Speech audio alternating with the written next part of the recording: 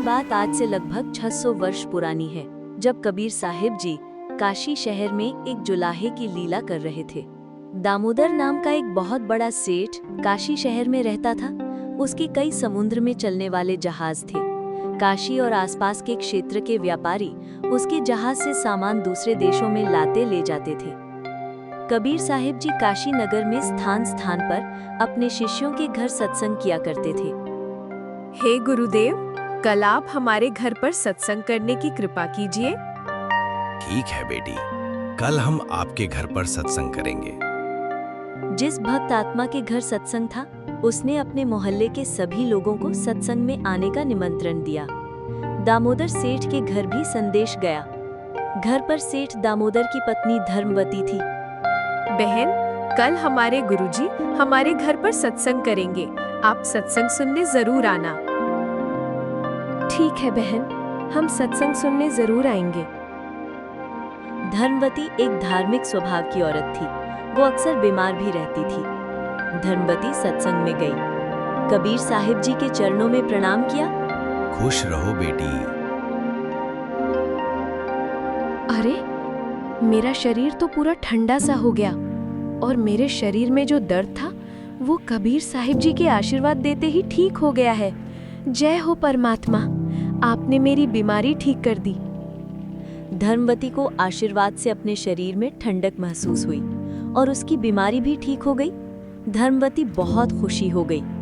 सत्संग समाप्त होने बाद कबीर साहिब जी के पास बैठ गई। हे महाराज जी, मैं नामदान तो लेना चाहती हूँ, परंतु मेरे पति कारोबार के सिलसिले में बाहर गए हुए हैं। यदि मैंने अपने पति से बिना पूछे दीक्षा ले ली तो कहीं वो नाराज ना हो जाएं। बेटी धर्मवती, पाप और पुण्य सभी आत्माओं का अपना अपना होता है। सब अकेले आते हैं और अकेले जाते हैं। सब अपने अपने कर्म से अगला जीवन पाते हैं। बेटी, मनुष्य जीवन का एक एक श्वास बहुत कीमती है, इसलिए अति शीघ्र ही परमात्मा से जुड़कर पूर्ण परमात्मा की भक्ति करनी चाहिए। परमात्मा हमारे सारे काम ठीक कर देते हैं, सारी आपत्तियों को टाल देते हैं। ठीक है गुरुदेव जी, मुझे भी नाम दीक्षा दे दीजिए। धर्मवती ने नामदान ले लिया। बेटी, मर्यादा में रहकर परमात्मा की भक्ति करते रहना, परमात्मा सब कुछ ठीक कर देंगे। कुछ दिनों पश्चात दामोदर सेठ घर आ गए। सुनो जी। हाँ कहो, क्या बात है? आपसे पूछे बिना मैंने गुरु बना लिए हैं, आप मुझे माफ कर दो। ये तो बहुत अच्छी बात है। जीवन में गुरु तो जरूर बनाना चाहिए। तुमने बहुत अच्छा किया, इसमें माफी की कोई बात नहीं है। आज गुरुजी का सत्संग है, आप भी चलना मेरे साथ सत्संग में। अच्छा ठीक है, आज मैं भी सत्संग में चलूंगा।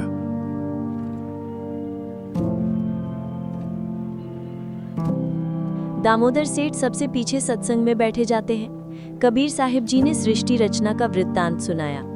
सारा सत्संग सुना। सत्संग सुनने के बाद दामोदर सेठ को आभास हुआ, हे परमात्मा, अब तक जो भी भक्ति साधना की सब व्यर्थ थी। उन साधनाओं से हमारा पूर्ण मोक्ष तो होना ही नहीं था। जो भी भक्ति पुण्य धर्म करते, उन पुण्यों को स्वर्ग में खत्म करके फिर से 84 लाख योनियों में जन्म लेना पड़ता। उसके बाद फिर मनुष्य जीवन कभी मिलता तो फिर से यही क्रम चलता रहता। हमारा मोक्ष तो होता ही नहीं। हे गुरुदेव जी, मुझे भी दीक्षा दे दीजिए। भाई सोच लो, आप तो बहुत बड़े सेठ हो और मैं एक गरीब जुलाहा हूं। अगर आप मेरे से नाम दीक्षा लोगे तो लोग आपकी हंसी करेंगे। आप देवी देवताओं के कट्टर भक्त भी हो। अगर आप मेरे से नाम दीक्षा लोगे, आपको पुरानी पूजाएं छोड़कर केवल एक पूर्ण परमात्मा की भक्ति करनी होगी। हे परमात्मा, मेरे कर्मों का फल मुझे ही भोगना पड़ेगा, लोग उसमें कुछ नहीं कर सकेंगे। आप मुझे दीक्षा दे दीजिए, मुझे लोगों की परवाह नहीं है। ठीक है बेटा, परमात्मा की भक्ति मर्यादा में रहकर करो और अपना कल्याण करवाओ। दामोदर सेठ ने सत्संग खत्म होने के बाद कबीर साहिब जी से नाम दीक्षा ली और अपने घर चले आए। कुछ दिन बाद दामोदर सेठ अपने समुद्री जहाज से व्यापार के लिए चले जाते हैं। कुछ अन्य लोग भी उनके साथ व्यापार करने जाते हैं। दामोदर सेठ जी अपने कमरे में कबीर साहिब जी की फोटो लगाकर दीपक लगाने लगे और परमात्मा की भक्ति करने लगे। अरे भाई सेठ जी, ये किसकी फोटो लगा ली है आपने?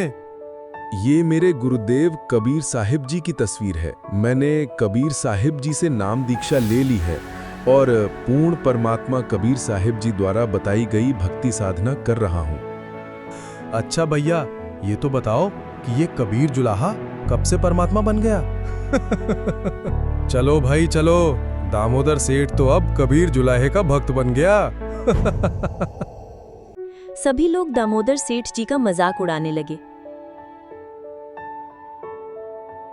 लो भाई, आ गया कबीर जुलाहा। अरे भगत जी, उस कबीर जुलाहे का कुछ ज्ञान हमें भी बता दो।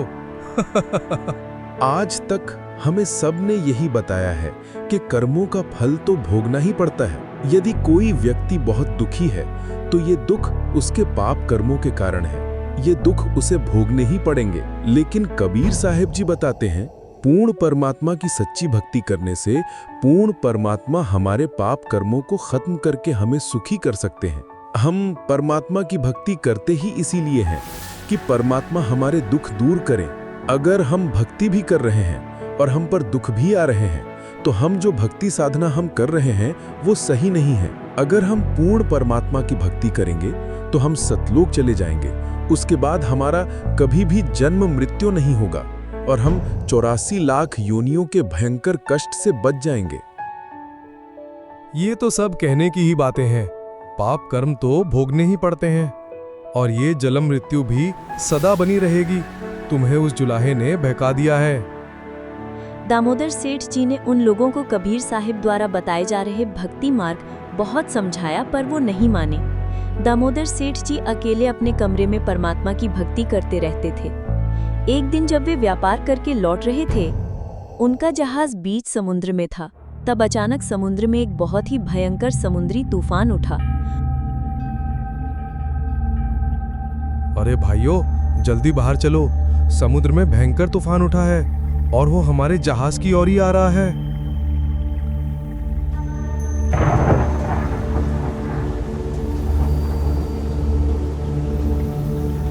हे भगवान, अब क्या होगा? ये तूफान तो हमारी ओर ही आ रहा है। हे भगवान, हमारी रक्षा करो। हे भगवान, हमारी जान बचाओ। हे भगवान, मैं आपके धाम पर पैदल चल के रहूंगा। हे भगवान, मैं बहुत सारे धन का प्रसाद बांट दूंगा। हे भगवान, मैं आपके व्रत करूंगा। मेरी जान बचाओ। हे भगवान, अब हमारी मौत निश्चित है। अब हम लोग नहीं बच सकते हैं। बस कुछ ही क्षणों के अंदर ये तूफान हमारे जहाज को डुबो देगा। उस तूफान को देखकर सभी लोग भयभीत हो गए। सभी लोग अपने अपने देवी देवताओं को याद कर रहे थे तथा अपनी अपनी जान बचाने की प्रार्थना कर रहे थे, लेकिन कहीं से कोई बचने की उम्मीद नहीं थी। समुद्री तूफान तेजी से उनके जहाज की ओर बढ़ रहा था। समुद्री लहरों के कारण जहाज बहुत जोर से हिलने लगा। सभी यात्रीगण भयभीत होकर कांपने लगे। तूफान जब 10-20 फुट की दूरी पर रह गया तो सबको अपनी अपनी मौत दिखाई दी। अब कोई चारा नहीं था। उन लोगों में एक बुजुर्ग व्यक्ति था। उसने कहा, सुनो सब लोग, दामोदर के गुरुदेव कबीर साहिब जी हैं और मैंने कबीर साहिब जी के बहुत से चमत्कार सुने हैं।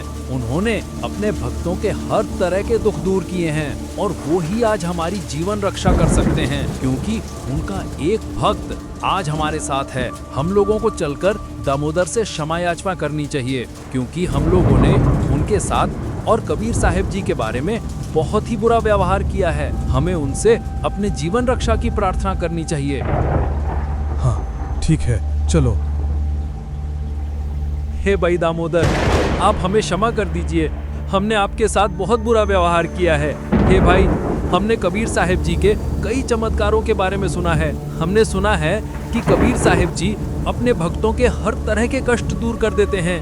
हे भाई दामोदर, हम सभी ने अपने अपने सभी देवी देवताओं से अपने जीवन रक्षा की पुकार कर ली है, परंतु अब हमें अपने बचने की कोई उम्मीद नहीं दिख रही है। हे भाई दामोदर, अब हमें केवल आपसे ही उम्मीद है। आप भी एक बार अपने गुरुदेव जी से हम सबके जीवन रक्षा की प्रार्थना करिए। हे भाई, आप सबके देवी देवता तो बहुत बड़े हैं और मेरा भगवान तो एक छोटा सा जुलाहा है, वो मदद कैसे करेंगे? हे भाई दामोदर, हमें माफ करो। वैसे तो आज हमारा बचना नामुमकिन है, लेकिन अगर आज आपके गुरुदेव कबीर साहब जी ने हम सभी की जान बचा ली तो हम सभी काशी पहुंचते ही सबसे पहले आपके गुरुदेव कबीर साहब जी से क्षमा याचना करके उनसे नाम दीक्षा ले लेंगे और हम सब उनके द्वारा बताई भक्ति साधना करेंगे। हे भाई लोगों, वैसे तो मैं बहुत नीच हूँ, पर मैं अपने गुरुदेव जी से हम सब की रक्षा के लिए प्रार्थना जरूर करूंगा। हे कबीर परमात्मा, मैं तो बहुत नीच हूँ, परंतु हे मालिक, मैंने इन लोगों के सामने आपकी बहुत महिमा गाई है। हे परमात्मा, अपने भक्त की लाज रखना दाता, दया करना मालिक। इतना कहकर दामोदर सेठ जी बेहोश हो जाते हैं। उसी समय कबीर परमात्मा जी बीच समुद्र में पहुंच जाते हैं। कबीर परमात्मा जी की शक्ति से वो तूफान एकदम से शांत हो जाता है। कबीर साहिब जी उस जहाज को समुद्री तूफान से बचाकर समुद्र के किनारे पर लगा देते हैं।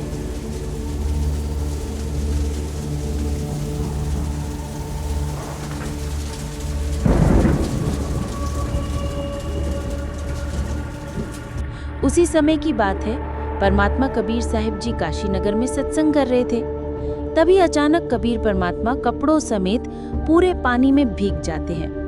कुछ लोग कहते हैं कि गुरुजी, पसीने से आपके कपड़े भीग गए हैं। आपकी तबीयत तो ठीक है ना गुरुदेव? भाई, मेरा एक भक्त दामोदर सेठ है। वो कुछ सेठों के साथ व्यापार करने विदेश गया था। आज वो समुद्री जहाज से समुद्र के रास्ते से वापस लौट रहा था। जब जहाज समुद्र के बीच में था, तभी भयंकर तूफान आ गया।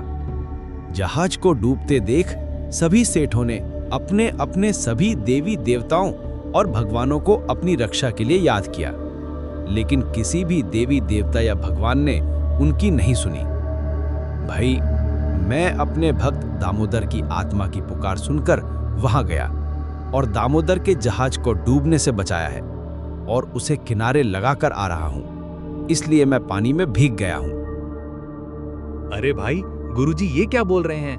गुरुजी तो हमारे सामने बैठे हैं, ये तो कहीं गए ही नहीं है। फिर गुरुजी ने दामोदर सेठ का जहाज डूबने से कैसे बचाया? भैया, मुझे नहीं पता। गुरुजी की लीला गुरुजी ही जाने। सत्संग सुनने वाले कुछ लोगों को कबीर परमात्मा की बातों पर विश्वास नहीं हुआ।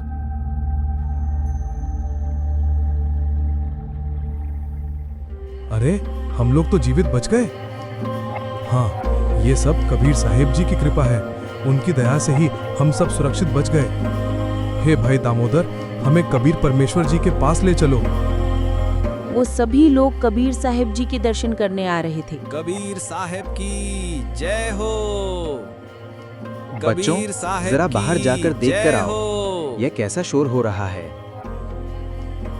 कबीर साहिब जी ने हमारी जीवन रक्षा की है, हमारे जहाज को डूबने से बचाया है।